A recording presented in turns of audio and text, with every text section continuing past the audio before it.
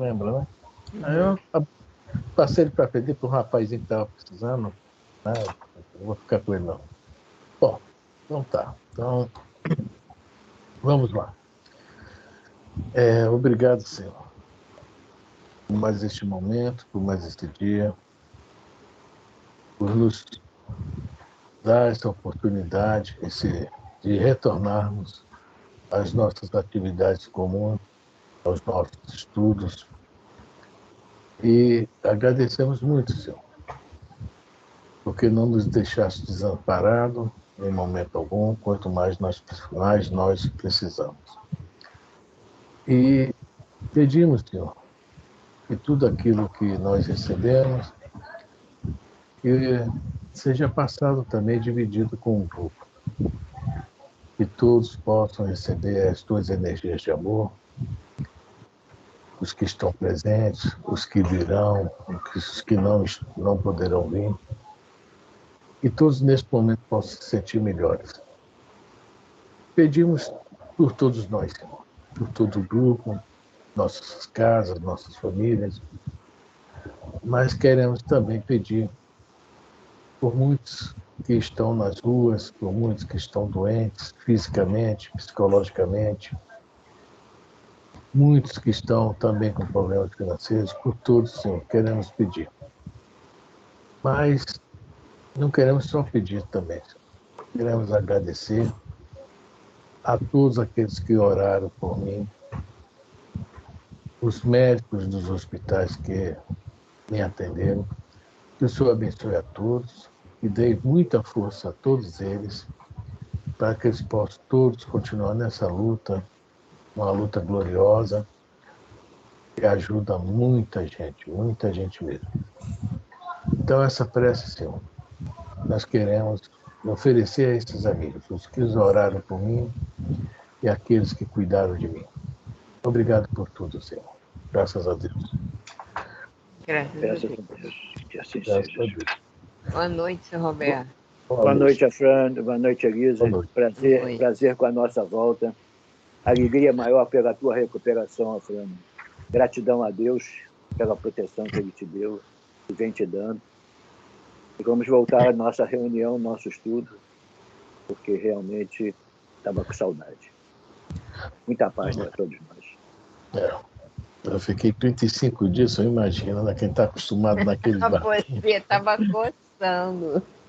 A primeira semana eu tive um desespero, gente. Desespero. A Margarete aturou, viu? A Margarete foi paciência de Jó comigo. É um desespero, gente, mas faz parte, né? Faz parte do aprendizado, né? Aí depois que eu falei, peraí, calma, tu fala tão bonito.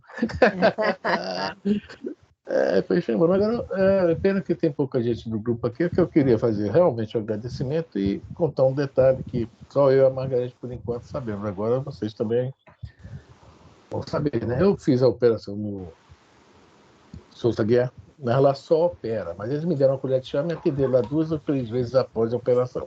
Geralmente eu atendo uma vez, que lá é um hospital de emergência, não é de acompanhamento. E eu dei em casa para fazer acompanhamento em algum lugar, ainda não saí, mas consegui com um amigo meu ir no Hospital de Servidores, consegui uma consulta lá para mim. Só uma consulta, mas foi excelente, foi agora terça-feira, ele que me liberou, etc, né? Viu que a operação, ele falou, olha, o pessoal que fez a operação caprichou e tal, mas aí vamos ao que interessa. Todo mundo, né, pelo Zap, eu ligava para mim, falando, nós estamos pedindo muito a doutor Bezerra, estamos pedindo demais a doutor Bezerra. E eu imaginei doutor Bezerra lá, né? Toda hora recebendo uma ficha com meu nome. Quem é esse cara? E alguém teve a coragem de falar, é espírita, mas essa ficha aqui não é de espírita, não. Está muito incompleta. E, muito bem. Quando eu cheguei nos servidores que eu fui atendido, né, o cara bota a cabeça aqui. Eu botei a cabeça. Abre o olho, botou a lâmpada. Você já fez operação de córnea? Córnea? Nunca. Você tem 3 pontos aqui um pouco antigos de operação. Na córnea, você já fez a operação, sim, senhor. Os pontos estão aqui. Eu disse, eu já operei catarata. Não, eu vi que você operou catarata. E estou vendo essa operação recente, mas aqui tem 3 pontos de operação de córnea. Eu operei córnea. Aí a gente vê a mão da espiritualidade, né? A Margareth Graças a Deus. Né? Graças a Deus. Eu não vou ficar explicando nada, né? Ao médico, de repente, não se interessa. Fiquei na minha, né? Então, é isso aí, gente. Os pedidos, parece que todos eles foram bem encaminhados e aceitos, né? Porque se mexeu na córnea, né? Que aqui também tinha algo por lá, né? Que a retina ainda tem algo, né? Mas é isso aí, né? Um agradecimento ao grupo, que realmente as preces do grupo, de todos, ajudaram muito, e a prova está aí, funcionaram, né? Interessante. Eu não sei se tem esse merecimento, mas acho que essas preces todas aqui ajudaram muito, ajudaram demais. Primeiro de tudo, a realização veio através do seu merecimento, claro. Veio através do seu merecimento por tudo que você tem feito de bom e de ótimo. E depois veio pelas preces de todos nós que pedimos, né?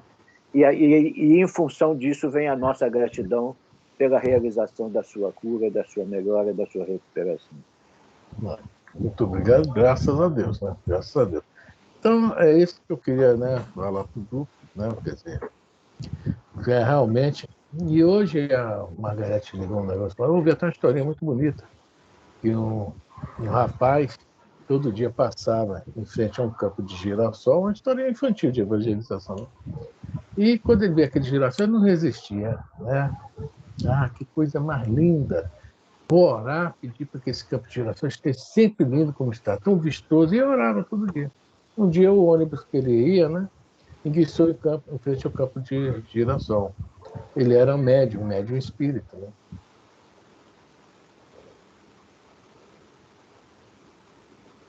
Estava ele do ônibus, disse para ele: olha, nós viemos aqui te agradecer.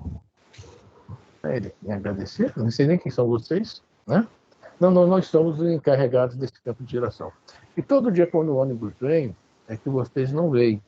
As suas preces fazem um jato de luz tão forte em cima desse girassol, é o que deixa ele cada dia mais, né, vistoso. Né? A historinha que eu ouvi foi essa. E aí né, a gente vê como a prece, né, é importante, né? A importância enorme da prece. São jatos de luz que nós realmente ainda não conseguimos ver. Né? No futuro, mais evoluídos, nós vamos conseguir ver. Boa noite, prima. Boa noite, Gordinho. Boa noite, família. Boa noite, primo. Bom te ver. Boa noite, Luizinha. Bom dia. Boa noite, amiga. Bom dia. Não, bom dia não. Boa noite, amiga. Eu estou no lugar certo? Gente, já tem muito lero-lero, né? Hoje é o Paulo Estevam. Quer falar alguma coisa, amiga? Não. Lourdinha, quer falar alguma coisa? Seu Roberto? Não, o que eu tinha que falar, já falei. Já demonstrei a minha satisfação e a minha alegria e a minha gratidão pela tua volta. Obrigado. Né?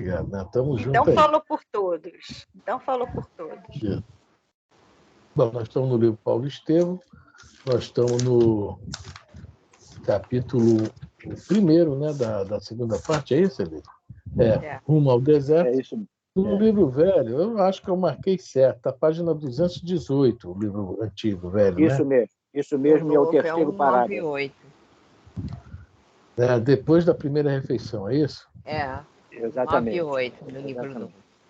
Mas deixa eu só falar uma coisinha que... olha só, agora, ainda há pouco, não sei porquê, vem a palavra assim, Saulo era muito empolgado. Saulo. Era muito empolgado. E eu comecei a cutucar, né, no Pai dos Burros, no Google, né, sobre empolgação. E vi uma página muito bonita que eu botei aí no grupo. Eu vi. Né? Bonita mesmo. Muito interessante. E depois eu vendo assim, achei uma página de uma psicóloga, também muito interessante. Né? Saulo ficou empolgado com o novo conhecimento dele. Poxa, nós, espíritas, né? Lá os de berço, mas nós, eu acho que, pelo menos comigo aconteceu, e muitos que eu conheço, né? Quando a gente entra na doutrina, nossa senhora, é empolgação mesmo, não é entusiasmo. Não. A gente quer ajudar, quer fazer tudo dentro da casa espírita, quer participar de tudo, né? Onde é a primeira página, né? A escolha da liberdade, não é isso, Roberto? Não, acho que é isso. Exatamente. Né? Primeira página. Exatamente. Né? Essa liberdade que o Espiritismo nos dá, ela é imensa. Não existe não no Espiritismo. Existe comprometimento. Tudo posso, mas nem tudo me convém. Isso existe na doutrina.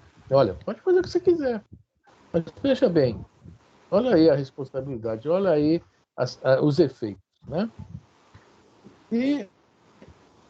Mas depois, quando eu vi a segunda página, essa aí que vocês já leram, né? Vamos deixar ela quietinha, a psicóloga aí fez a diferenciação entre empolgação e entusiasmo. Né? Estar empolgado é uma coisa, é o que aconteceu aqui com Saulo. Saulo ficou empolgado com a doutrina cristã, empolgadíssimo. Já Ananias, ele era entusiasta, né? Ele era entusiasmado, mas ele atendia a chamados, a pedidos, para quê? Colocar a doutrina, né?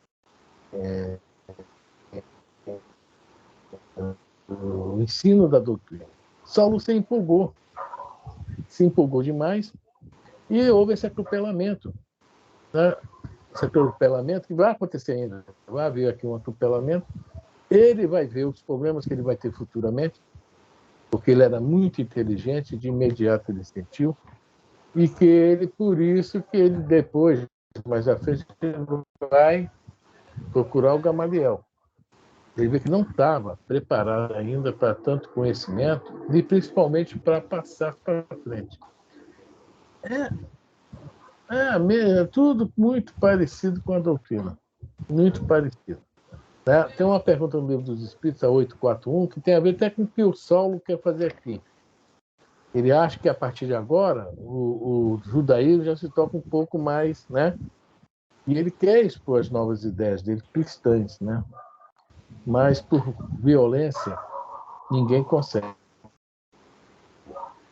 Porque Kardec, no Livro dos Espíritos, na introdução, no item 7, fala bem claro, né, sobre a doutrina espírita. Mas podemos falar isso também sobre o cristianismo. Né? O espiritismo, né, é fruto de uma convicção pessoal. É o que o Paulo não entendeu aí. E o que às vezes a gente também não entende.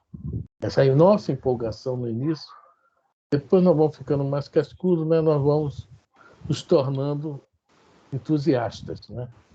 Mas no início é uma empolgação tremenda. Eu queria, Elise, que a gente desse uma lidinha, só que eu não vou poder ler, vou só ouvir, porque eu estou sem a página aqui na mão, estou sem o outro telefone. Na segunda página, ou vocês querem ler as duas, ou ler só uma.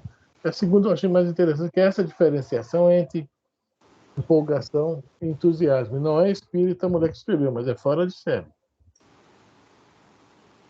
Por mim, a gente lê a segunda. Eu acho que deveria ser colocado em evidência aí o entusiasmo. Que o entusiasmo contagia. Se eu te vejo entusiasmado, você está servindo de exemplo para mim. Tudo está dando certo para você, por que não pode dar para mim? Então, eu acho que o que deve ser lido para todos que vão ver futuramente é o entusiasmo. O entusiasmo é completamente diferente da empolgação. O entusiasmo contagia. Totalmente diferente, né? Ela explora muito bem isso, muito bem essa questão da... a empolgação é como se fosse assim, um barraco de palha, né? Pegando fogo. Exatamente. Não realizada a empolgação entristece e decepciona. Exatamente. Então vamos ler a segunda paginazinha, né, da entusiasmo, essa empolgação, da uma psicóloga que apresenta o seu nome. Maria Ângela Ange. Deve ter mais alguma coisa. Empolgado ou entusiasmado? Qual das coisas você é ou está atualmente? Maria Ângela Angelucci Siqueira, psicóloga clínica, palestrante, coach, vocacional e terapeuta reikiano. Já foi publicado há 6 anos. Se procurarmos o significado de empolgação, encontraremos que empolgação é uma animação extrema, um excesso de entusiasmo. Sendo assim, notamos a palavra excesso.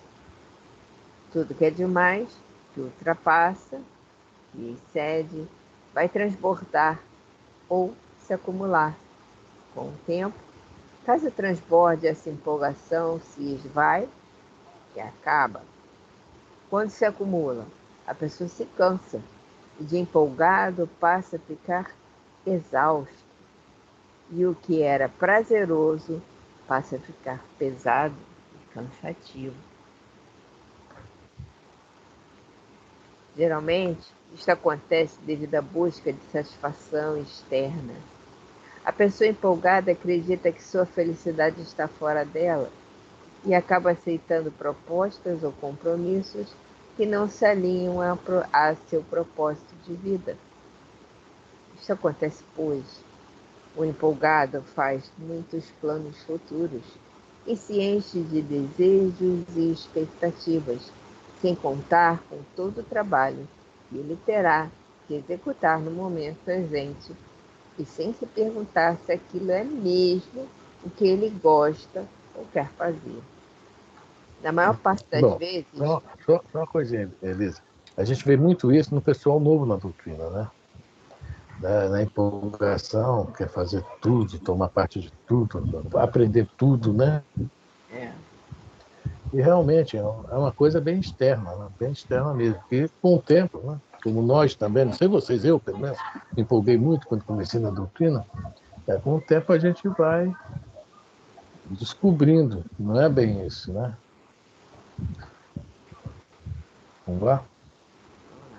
Isso acontece, pois o empolgado faz muitos planos futuros e se enche de desejos e expectativas, sem contar com todo o trabalho que ele terá que executar no momento presente e sem se perguntar se aquilo é mesmo o que ele gosta ou quer fazer. Na maior parte das vezes, o empolgado espera resultados imediatos, pois o que alimenta a empolgação dele é sempre a recompensa. Já entusiasmo, quando buscamos o significado, verificamos que é um substantivo muito ligado à espiritualidade, não à religião. É um sopro de consciência, certeza e leveza de que o que você está fazendo é o que tem que ser feito e que, com o tempo, os resultados virão. Geralmente, as pessoas entusiasmadas são aquelas que inspiram e deixam os outros admirados com a calma, objetividade e certeza que eles têm diante dos acontecimentos. Poucas vezes, entusiasmado se encontrará exausto, pois ele dosa a energia dele, visto que ele tem uma certeza interna e inexplicável dos resultados futuros. Porém, ele entende que precisa ser paciente. De empolgado para entusiasmado, é uma jornada de guerreiro, de aprendizado e de autoconhecimento. Um grande guerreiro tem estratégias e não expectativas. Seus sonhos viram metas, objetivos. Suas forças são todas muito bem utilizadas e suas fraquezas são trabalhadas, já que elas também têm seu lado positivo. Você tem esse sentido exausto constantemente? Não enxerga mais a leveza em seu dia a dia? Sente que se perdeu do seu propósito na vida? Constantemente eu converso com pessoas que só precisam limpar um pouco as lentes de seus óculos para enxergar melhor o seu caminho. A gente pode botar alguns exemplos de entusiastas, né? Podemos botar o Gandhi, né? Tinha um objetivo, não desistiu, né? Estratégias, né? Madre Teresa de Calcutá, A gente vai ver na Irmã Dulce, tanta gente aí que a gente vai ver que era, né, tinha um objetivo, tinha um foco, e o próprio Saulo, após Paulo, após 8 anos de conversão, ele passa a agir como entusiasmo, né, com entusiasmo. O Saulo empolgado, o Paulo também já com um pouco mais de experiência, entusiasmado, né? Não era empolgado. Então a diferença é grande, né? Então, alguém quer comentar alguma coisa? Não, Vamos para o livro, né? é isso aí que eu falei, né? O entusiasmo contagia. Se você está entusiasmado, existe um motivo bom para você estar entusiasmado. Eu vou procurar mirar em você para também ter esse entusiasmo, essa força do entusiasmo, né? É para eu, se você conseguiu, por que eu não posso conseguir? Entusiasmo é porque está tudo bem na tua vida. Você está realmente satisfeito com tudo que está acontecendo. Então, mirar em você. Se está bem para você, tem que ficar bem para mim também. Isso é um entusiasmo. A empolgação entristece, decepciona. A empolgação passa, é passageira, né? Nós vemos isso na nossa própria, lá no Maria Vaz, né? Nós que somos um pouco mais antigos. Quanta gente entrou, quanta gente saiu, quanta gente se empolgada, né? Exatamente. Exatamente. É interessante, mas é isso mesmo. A gente viu muito isso. No sopão, lá na casa das nossas entregas de quentinha, né? A gente viu muito isso. Né? Mas é isso aí. A gente sempre vê que é uma fase mesmo. Né? Eu acho até que o próprio grupo de estudo é assim. Sem dúvida. Também. Né? Também, o pessoal, né? Entusiasmado chega e tal, mas com o passar do tempo não, né? Não continua. Então, vamos para o livro, né? Vou começar o estudo agora. Vamos lá. Depois da primeira refeição, não obstante o dissabor que a atitude de Sadoc lhe causara, procurou avistar-se com um amigo, levado pela sinceridade que lhe faltava os mínimos atos da vida. Não encontrou, contudo, na residência particular. Um servo informou que o amo saíra com alguns hóspedes em direção à sinagoga. Saulo foi até lá. Os trabalhos do dia estavam iniciados. Fora feita a leitura dos textos de Moisés. Um dos levitas de Sitim havia tomado a palavra para os respectivos comentários. Até hoje é assim, tá? É uma reunião do judaísmo, é isso. Eles pegam os pergaminhos, né? Abrem uma casa e alguém vai lá e faz o comentário. É um pouco parecido, né? O nosso sistema também, né? A gente não é Emmanuel, o próprio Emmanuel, né? É que a gente não tem pergaminho, mas é mais ou menos a mesma coisa. Agora, nós temos os livros, né? A gente pega o livro, ver. Ainda há pouco, procurando questão do entusiasmo, começou no Espiritismo, né, libertador. Aí caiu na questão do entusiasmo e empolgação. Né? A gente vai. Nós pedimos muito ainda, né, o judaísmo, tá? Querendo ou não. Tem muitos de nós fazemos muito do judaísmo, mas muita coisa mesmo. Né? Agora, uma coisa que o irmão sempre gosta, ele gosta de mostrar, levado pela sinceridade que lhe faltava os mínimos atos, para não parar para cima do né? Saulo, por todos os seus defeitos, né, era sincero demais. Era uma coisa assim, né? Era ele mesmo. Ele. E ele, como Paulo, nisso não há modificação. E devido a isso, é que ele vai tomar muita chibatada, né? Vai acontecer muita coisa com ele, vai ter que sair corrido de alguns lugares, etc. Outros quase mortos. porque essa sinceridade eu acompanho até hoje, né? Ele chegou a um grau que, quando nós chegarmos lá, também será muito bom para nós, né? Alguém quer comentar? É só um comentáriozinho, aproveitando a deixa da Elisa, que hoje não pode ser pergaminho. Eu, com 1,74 m, não tenho condições de abrir um pergaminho todo, né? Não tenho altura para isso.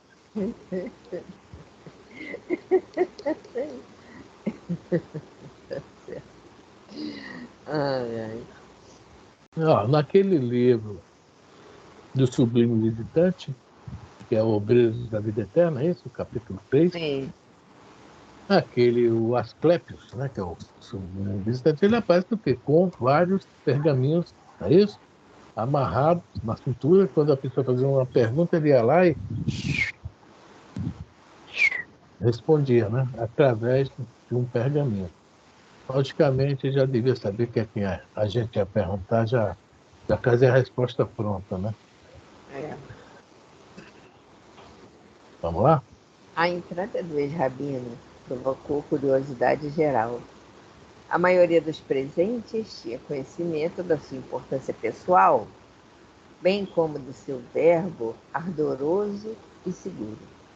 Sadoc, porém, ao vê-lo, fez-se pálido, e mais ainda, quando o jovem de Tarso lhe pediu uma palavra em particular. Embora contrafeito, foi-lhe ao encontro. Cumprimentaram-se, sem dissimular a nova impressão que já agora mantinham entre si. Amigo, né? Sabe aquela história do zorro e do tonto, né? Parecida. Tá? Vamos lá. Em face das primeiras observações do novel evangelista, formuladas em tom amável, o amigo de Damasco explicou, evidenciando o seu orgulho ofendido. De fato, sabia que estavas na cidade. Cheguei mesmo a procurar-te na pensão de Judas. Tais foram, porém, as informações do hoteleiro que me abstive de ir ao teu aposento. E cheguei até a pedir-lhe segredo da minha visita. Com efeito, parece incrível que te rendesses, também tu, passivamente aos sortilégios do caminho. Eu posso compreender semelhante transmutação em tua robusta mentalidade. Continua? Está falando aqui sobre a questão, é essa a grande dificuldade nossa. Isso nós já falamos 500 vezes, essa questão das mudanças, principalmente quando a mudança, né, é muito complicado.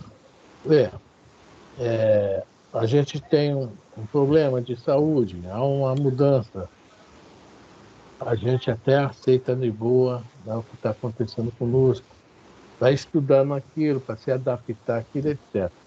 Mas quando a mudança vem pela parte moral, pela mente, é muito difícil. É muito difícil. Um povo que estava há 3.000 anos esperando o Messias, quando o Messias veio, não o reconheceu. Porque o que eles tinham estudado, que era passado de pai para filho, de geração para geração, né? Era a questão daquele Messias vitorioso, glorioso. Eles não admitiam, nem admitem. Aí isso é até uma coisa interessante, que é bem moderno isso. Infelizmente está havendo essa guerra lá na Israel, né? E muita gente aqui está tomando lado. O lado que nós devemos tomar é o da paz. Esse é o lado real, principalmente que não tem muito a ver conosco, lá mexe conosco por causa da nossa religião, né? Como nós falamos ainda há pouco aqui, né? Nós tivemos uma base judaica, né? Cristãos, todos eles, tanto que a Bíblia é o que? O Antigo Testamento é o judaísmo puro, né? Foi anexado o Novo Testamento, que é o cristianismo. Então, mexe muito conosco. Mexe muito. E muita gente está numa torcida enorme. Está uma torcida enorme. Porque esse pessoal que está nessa torcida, não, principalmente torcendo para Israel abertamente, francamente, eles não sabem que até hoje, né, não sabem que o judaísmo até hoje, infelizmente, não aceita o Messias, não aceita Jesus Cristo. O judaísmo até hoje, né, é aquilo lá, né, o que eles têm, né, o Tanakh, que é os três livros do Torá, né, os escritos dos profetas, os três do Tanakh, eles têm aquilo ali. Eles esperam o Messias ainda. O pessoal não sabe disso. Acho que porque é judeu é cristão. Não é. Não é. E um dia desse, é uma coisa que eu vi na televisão, eu ia tomando um café numa padaria, o cara falou, tem lá um muçulmano que agora é cristão e está entregando algumas posições do Hamas para Israel bombardear. Aí o cara está do meu lado, tá vendo lá? O muçulmano virou cristão, que coisa difícil. Eu falei, não. Difícil é um judeu se tornar cristão. Porque lá no Alcorão, Mohammed é o maior. Mas depois de Mohammed, é Jesus o maior. Tá? Jesus é o maior. Então é mais fácil o Islã virar cristão do que um judeu. Eles continuam do jeito que aqui, o que vai acontecer com Saulo? Lógico que hoje não tem essa violência. Mas eles continuam fechados esperando o Messias vir. Né? Tem até propostas que o Messias tem que passar por não sei quantas situações. Tem alguns judeus que se tornaram messiânicos, não é cristãos, messiânicos, que mostram que Jesus passou por tudo aquilo que está nas profecias. Eu não me lembro quantas, é muita coisa, eu acho que passa cento e poucas dificuldades, para provar que é o Messias, né? E Jesus passou por tudo. Mesmo assim, não aceita, não aceita. É essa questão, a ideia, tá? Né? Cristalizado, a estátua de sal, né? Alguém quer comentar? Ninguém? Não. Então vamos continuar. Vamos ver que o Sadoc, como a maioria dos judeus até hoje, não aceita. Tá? Não estou falando propaganda contra também não, ninguém não, tá? Pelo amor de Deus. Estou falando o que é. O que é. Vamos lá. Mãe Sadoc, replicou o jovem tarciense muito calmo. Eu vi Jesus ressuscitado. O outro fez grande esforço para conter uma ruidosa gargalhada. Será possível, objetou com João Maria, que tua índole sentimental tão contrária a manifestações do misticismo tenha capitulado nesse terreno? Acreditarias mesmo em tais visões? Não poderias imaginar-te vítima de algum disfarçado adepto do carpinteiro? Tuas atitudes de agora nos causarão profunda vergonha. Que dirão os homens irresponsáveis que nada conhecem da lei de Moisés? E a nossa posição no partido dominante da raça? Olha só. Olha o tanto de objeções que o Sadoc está colocando. Acreditar mesmo em tais visões? Sadoc estudou o Antigo Testamento. Toda hora aparece anjo lá para Abraão, anjo para o Jacó. É só pegar o Antigo Testamento. Não são visões? Né? O cara está triste, aparece alguém para consolar. O livro de Tobias. Tobias vai viajar para procurar uma esposa para se casar. O anjo guardião dele se materializa. Está lá no livro de Tobias. Podem pegar a Bíblia e ler depois. E vai ser o segurança, né, entre aspas. Vai estar com ele o tempo todo até ele fazer a noiva, se casar. Quer dizer, tem vários acontecimentos aí. Há uma materialização do anjo de guarda, o espírito protetor do Tobias. Está lá no Antigo Testamento. Então, as objeções que o Sadoc coloca, o Estevão já tinha respondido sobre isso naquele discurso dele no Sinédrio antes do apedrejamento. Está tudo lá. Não tem nada, não. Moisés não tirou água da pedra, deu uma pancada lá com a bengala, não saiu água. Não tinha um maná que todo dia caía do céu para eles se alimentarem, mas só podiam colher o que iam comer, que no outro dia aquilo tudo estragava, deteriorava. Então a Bíblia está cheia de fatos espíritas, está lotado. Mas o orgulho de raça que ele está falando aqui, né, não deixa ver isso. Aquela passagem de Moisés que quase que proibia o contato, né, que se recorresse aos espíritos desencarnados para eles. Então, se ele proibiu que não deveríamos recorrer, é porque existia, né? O Marco Aurélio brinca com essa passagem. Existia um fato mediúnico. Se ele proibiu, porque existia. Aí o Marco Aurélio também. Já imaginou sair uma lei agora proíbe carro de andar em telhado de casa?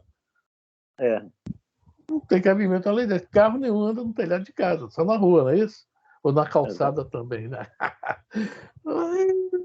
É isso aí, seu Roberto. A lei existe. Aí ele está falando sobre aqui, ó, vai falar sobre feitiçaria, o caramba, já falou, nem sei. Poxa, então tá cheio.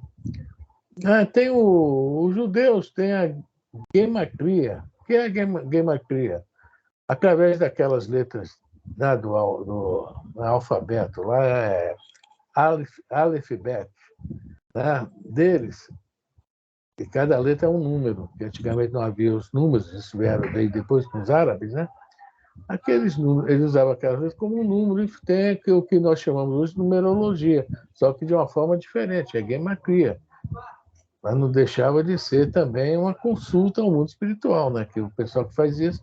Tinha também os que os sacerdotes usavam, eu esqueci o nome, são duas peças. Uma é o urim, acho que a outra é tumim, urim, tumim, um negócio assim, parece, urim eu sei que é. Era tipo búzios. Então, o Antigo Testamento está cheio de coisas que geralmente quem faz isso é porque, né, é médio que tem esse tipo de, né, conhecimento e realmente acerta algumas previsões, né, alguns acontecimentos. Está tudo lá. Mas é o tal negócio. O cara lê e escolhe o que ele gosta, o que ele acha que é o melhor para ele, o que se encaixa na verdade dele. Nós temos também que tomar cuidado com isso. Falar aqui é fácil, né, Elisa? Falar é fácil, fazer depois é que fica difícil. Bom, é bem vamos lá? Assim. Falar é fácil. Falar é fácil. Mas dar o testemunho é difícil. Viu, seu Roberto? Conheço um cara que ficou uma semana quando chegou em casa numa situação meio esquisita, viu? Falar é fácil. Né? Realizar o que falou. Exatamente. Coitado de Dona Margarete. Ai, meu Deus do céu, como me aturou, viu?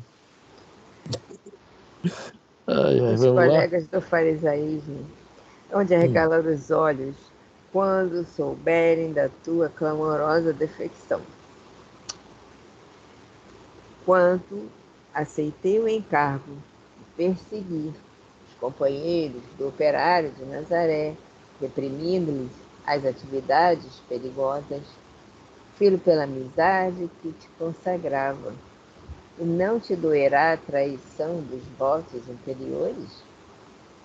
Considera como se dificultará nosso escopo quando se espalhar a notícia de que capitulaste perante esses homens sem cultura e sem consciência. Era o pensamento deles na época, né? Era o pensamento deles, homens sem consciência e sem cultura. E isso que aí, tá? É isso aí que realmente levou o Saulo, tá, a estudar, entre aspas, o Estevão. Porque o Estevão não era sem cultura e sem consciência, era inteligente, mais inteligente que o próprio Saulo. Não, ele provou durante a vida dele, né? Provou e o próprio Saulo reconheceu isso. Então, em tudo, Porque a raça dominante, conforme ele fala, era o quê? Saduceus, riquíssimos. Fariseus, que eram duros, mas estudavam muito para conseguir entrar também, beliscar um pouquinho lá do filão lá do templo, né? Seriam os políticos da época também, né? Para tentar arrancar um pouquinho para eles. Então, para eles, os outros, tudo que não tinha essas ambições, tem cultura sem consciência. Vamos lá? Saulo fitou o amigo, revelando imensa preocupação no olhar ansioso. Aquelas acusações eram as primícias do acolhimento que o aguardavam no cenáculo dos velhos companheiros de luta e de edificações religiosas. Não, disse ele, sentindo fundamente cada palavra. Não posso aceitar as tuas arguições.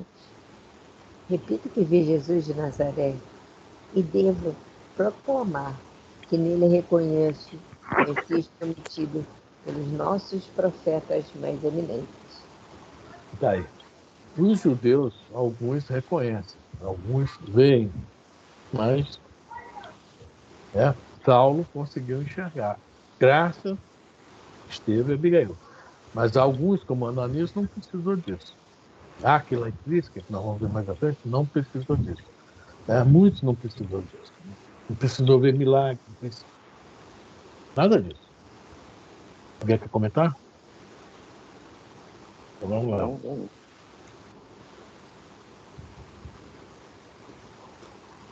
Enquanto o outro fazia largo gesto admirativo, ao observar aquela inflexão de certeza e sinceridade, Saulo continuava convicto. Quanto ao mais, considero que a todo tempo devemos e podemos reparar os erros do passado. E é com esse ardor de fé que me proponho regenerar minhas próprias estradas. Trabalharei doravante pela minha certeza em Cristo Jesus. Não é justo que me perca em ponderações sentimentalistas, olvidando a verdade. E assim procederei em benefício dos meus próprios amigos. Os amantes das realidades da vida sempre foram os mais detestados ao tempo em que viveram. Que fazer? Até aqui, minhas pregações nasciam dos textos recebidos dos antepassados veneráveis, mas hoje minhas asserções se baseiam não somente nos repositórios da tradição, senão também na prova testemunhal. Olha só, ele fala um monte de coisa nessa parágrafozinha aqui, né? Primeiro, muito importante, né? Podemos reparar os erros do passado. Olha que legal, na própria vida ainda. Nós espíritas não consegui fazer agora, na próxima vida eu faço. Não, dá para reparar agora, tem que começar agora, né? E ele preocupa-se com os amigos, quer passar isso para os amigos, sabe que não vão aceitar, né? Mas quer passar. Agora ele fala que os amantes da realidade da vida sempre foram os mais detestados. Eles, engasguei aqui, detestados. Por quê? São as novas ideias. Os que trazem as novas ideias são sempre mal vistos, né? Sofrem, são executados, etc. Né? E o mais importante que ele fala aqui é sobre isso aqui. É a primeira página que eu passei hoje, tá? A escolha, liberdade de escolha. Ele fala aqui, né? Antes vinha tudo lá nos pergaminhos. Agora não. Ele, através do que ele fez, do que ele faz, ou seja, que ele fala que é prova testemunhal, tá? Ele já pode também, porque ele fala aqui,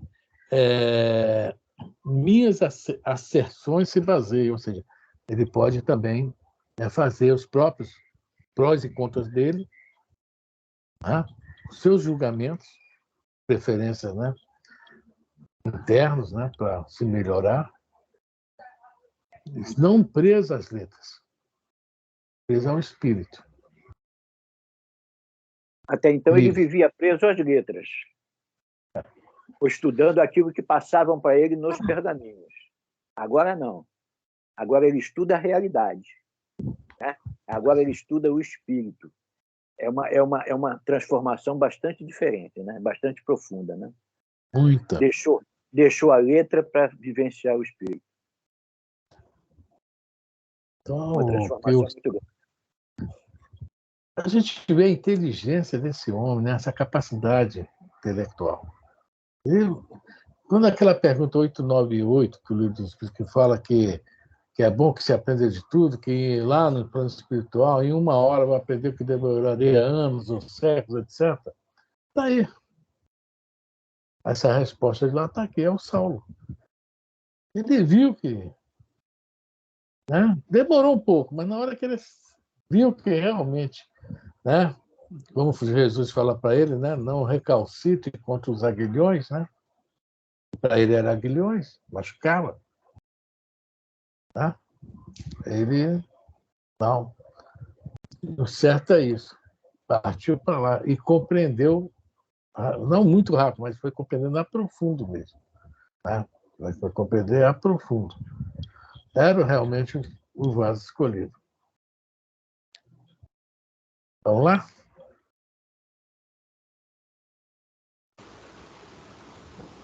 Vamos lá.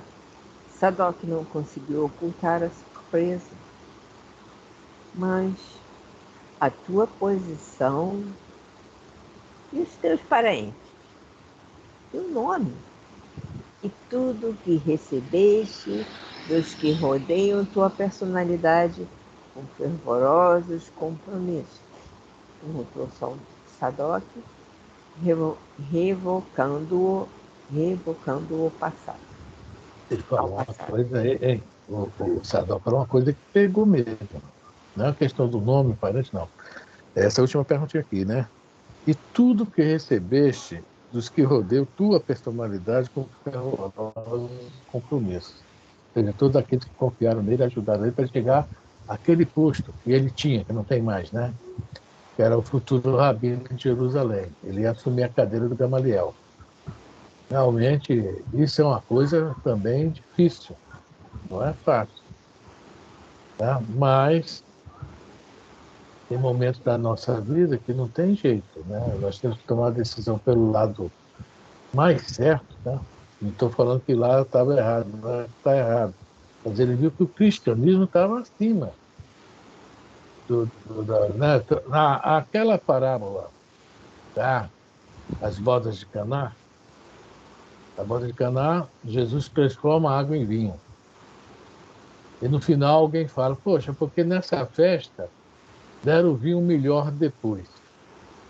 Tá? Isso aí é o seguinte, que toda festa naquela época havia, né, dava festa, dava vinho e tal, comida, né? E sempre dava o vinho melhor primeiro para o cara se embebedar e depois dava o vinho ruim, porque o cara estava bêbado mesmo. E nessa festa aí foi diferente. E o cara comenta, por que deixar o vinho melhor para depois? Se não me engano é assim que está falando. O vinho melhor, nessa simbolismo dessa parábola aí, é o Evangelho. É Jesus. É Jesus, né? E a gente tem que romper com algumas coisas para poder beber desse vinho novo, né? Esse vinho melhor. Né? É rompimento mesmo. Vai doer dos dois lados. Mas do outro lado, no caso dele, vai se tornar o quê? Traidor.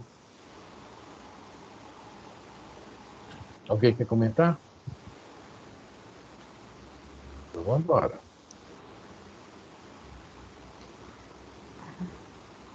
Agora estou com o Cristo e todos nós lhe pertencemos. Sua palavra divina convocou-me a esforços mais ardentes e ativos. Aos que me compreenderem, devo naturalmente a gratidão mais sagrada. Entretanto, para os que não possam entender, Guardarei a melhor atitude de serenidade, considerando que o próprio Messias foi levado à cruz. Olha só, ele tem um vínculo com aqueles que lhe ajudaram, a gratidão, né? Não significa que ele deva continuar por ser grato, preso naquelas ideias. É uma nova vida que descortinou para ele, assim como o Espiritismo para a gente. Eu falo de novo e repito, para quem é espírita pela primeira vez, quem já veio de berço, pode ter sido pela primeira vez, mas desde novinho está, né, seguindo a linha. É mais fácil. Para nós, assim, chegamos lá de repente, né? De repente não. A casa não existe. E chegamos lá e vimos o que é a doutrina, né? A gente realmente né,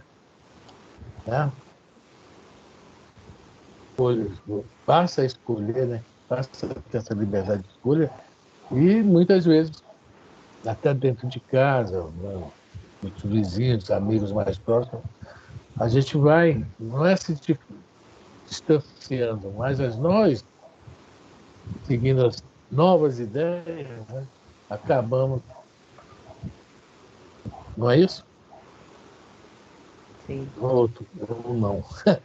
É, é isso? É, mas a gratidão para quem nos ajudou continua. Os laços continuam.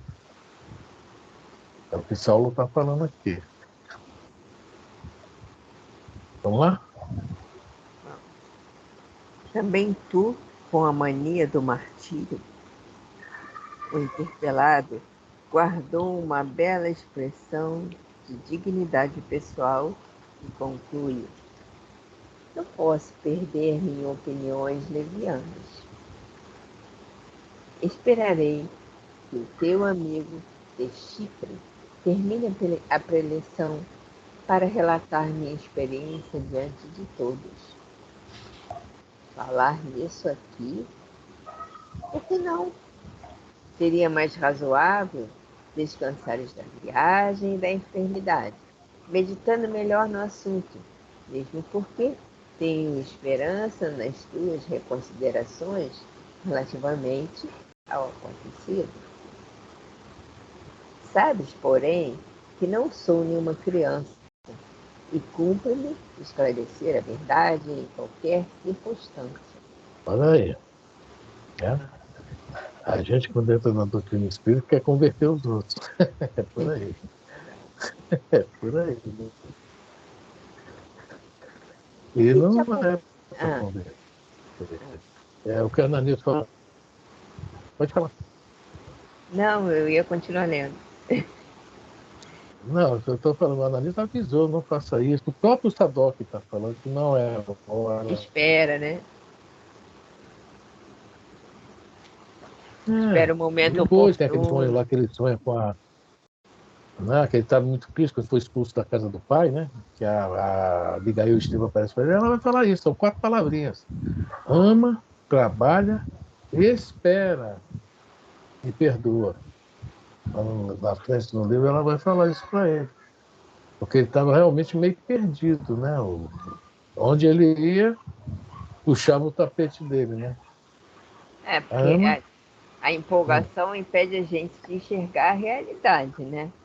Então, quando você está muito empolgado, está ali na tua cara e você não está vendo. É como está no final do texto. Os óculos da gente não estão deixando a gente ver. Né? A gente está com óculos errado, que não está deixando a gente enxergar. A gente tem miopia e está com óculos de hipermetropia. Só trocar a lente, né? Difícil é trocar essa lente. A gente não quer nem ir lá no oftalmologista para fazer outra. Não, Né? a gente não quer reconhecer que a lente está errada. É isso aí. Vamos lá? E se te aculparem? E se fores considerado traidor? A fidelidade a Deus deve ser maior que tudo isso aos nossos olhos. Veja bem, Saulo, tudo dele Ele sempre coloca Deus em primeiro lugar. Ele sempre fala, não sou eu mais quem vive, o Cristo que vive em mim. Ou seja, ele segue a carta, né, divina, porque eu vi uma palestra com o Haroldo Dutra, eu achei muito interessante, que é sobre a carta aos Romanos de Paulo, né? Quando ele coloca Deus acima de tudo, lá na carta aos Romanos também está, né? E ele fala que Jesus, no Evangelho, lá na carta aos Romanos, ele fala que o Evangelho é de Deus. Mas a gente está acostumado a falar aqui, que o Evangelho é de Jesus, né? Não. Jesus é o Evangelho vivo, atuante, que Haroldo fala, e é verdade. O Evangelho é de Deus. A pergunta 625 está bem clara quanto a isso. Aquela famosa pergunta: qual o tipo, né, mais perfeito que Deus ofereceu à humanidade para modelo e guia? Deus ofereceu. Jesus é o Evangelho vivo, mas o que ele representa são as leis divinas. E a gente está vendo aqui que Saulo vai sempre colocar Deus em primeiro lugar. Em todo o respeito que ele tem a Jesus. Mas Deus acima de tudo. Já ouvi isso em algum lugar. Deus acima de tudo. Alguém quer comentar?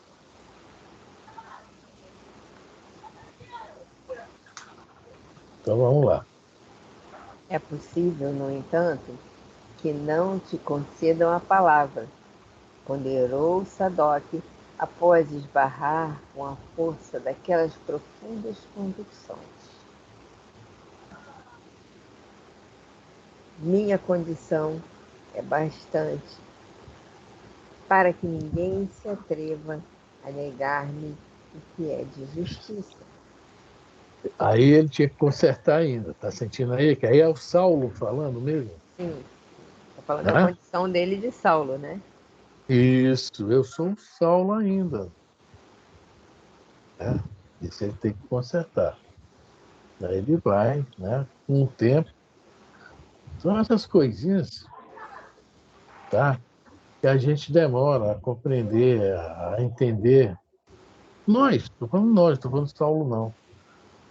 Que é onde a gente tem que modificar muito, profunda esse tipo de modificação. Eu ainda sou o Saulo, eu ainda sou importante, apesar de ter mudado de time. É onde se fala do famoso autoconhecimento, né? A gente tem que se estudar muito para ver onde está. Mas tudo bem, ele ainda está começando. Vamos perdoá-lo. Então, Lely. Então seja, responderás pelas consequências, concluiu Sadoc constrangido. Sadoc tentou ajudar, né? Naquele momento, ambos compreenderam a imensidão da linha divisória que os extremava. Saulo percebeu que a amizade que Sadoc sempre testemunhara baseava-se nos interesses puramente humanos. Parece política isso aí, né? Por essa vida, cara. É interesses políticos, é isso mesmo, é a vida. Né? Você vê, às vezes, que a pessoa está ali mais né, por interesse, infelizmente. Né? É uma coisa realmente que a gente. E olha, a pergunta do Livro dos Espíritos, se eu não me engano, é 893. Dentro das maiores imperfeições, né? Qual é a maior? Dentro das imperfeições, qual é a maior? E os espíritos respondem, né? O interesse pessoal, né? O interesse pessoal. Estou com o livro aqui, só para confirmar até 893. Não precisa ler, não, só para a gente. Não, não, desculpe. É a 895, tá? 895. Tá? E é o que acontece muito até hoje. O mundo está cheio disso. Não, Larissa? Abandonando a falsa carreira que lhe dava prestígio e brilho, via esfumaçar-se a cordialidade do outro. No entanto, de tal cogitação, logo lhe veio à mente também ele assim procederia provavelmente se não tivesse Jesus no coração.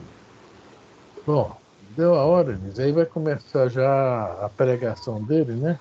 Ele vai agora né, chegar mais, começar a falar. Vamos deixar para a próxima quinzena, né? Porque já vai.